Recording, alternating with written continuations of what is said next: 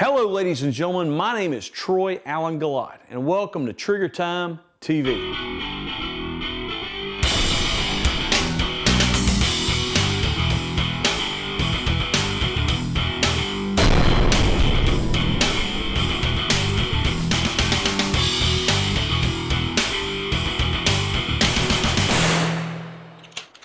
Okay, guys, to start today's show off, Nate Stokes of Advantage Group is going to be talking about civil unrest.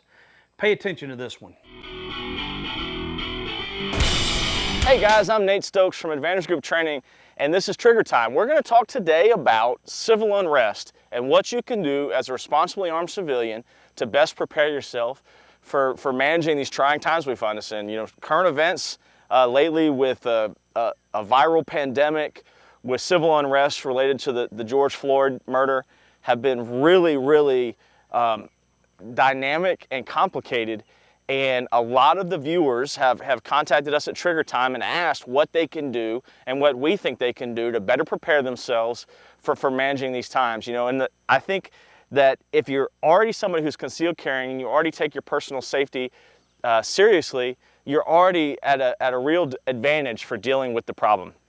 You've already done some self-assessment around decision making. You've already done some self-assessment around carrying tools that are necessary, and I encourage you to keep doing those things. I also encourage you to use a little bit of a decision-making process. When you start evaluating circumstances around you and situations you find yourself in, I think it's really helpful to use a little three-step decision process. That decision process starts with a question of, should I, right? And should I is your moral and ethical responsibility to get involved or not get involved in a situation. I think the should I is a great place to start. I take a look at the situation as I understand it, as I see it ahead of me, and I ask myself, is this something that I should involve myself in? You know, if you've got your family with you, if you are with somebody who can't take care of themselves, a small child, an older person, it may change that should I calculus to you. Your responsibility you determine morally and ethically may be to your family member, your loved one. So that should I is a great place to start. The second thing I like to look at is the can I. Can I is the technical ability. Do I have the ability to make a positive difference in this situation?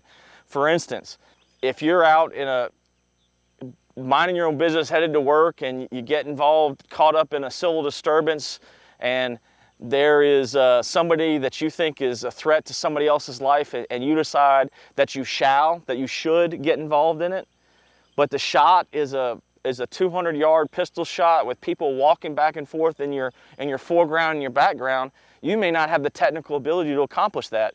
So while the should I is there, the can I isn't. And you really have to have both. None of it works without the other.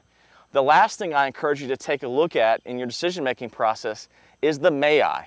May I is what the law says you can and cannot do. You know, you can do something that is ethically fine with you, is morally fine with you, that you have the technical ability to do, but might not be legal in the jurisdiction you're in. We find ourselves in those circumstances fairly often. So you really need to have all three of those legs of the stool working together in order to make a good decision about how to manage yourself in a civil disturbance. If I could ask you to take one thing away to prepare yourself for the times that we're in now, I'd like you to look at your life and determine how you can be somebody that doesn't require anybody to save them. How you can get yourself out of any circumstance you find yourself in. You know, do you have enough gas in your car to get off the interstate if you get stuck there for a few hours because it's blocked? Do you know where you're going? Do you have the ability to navigate around the city that you live in if you're forced to use an alternate route?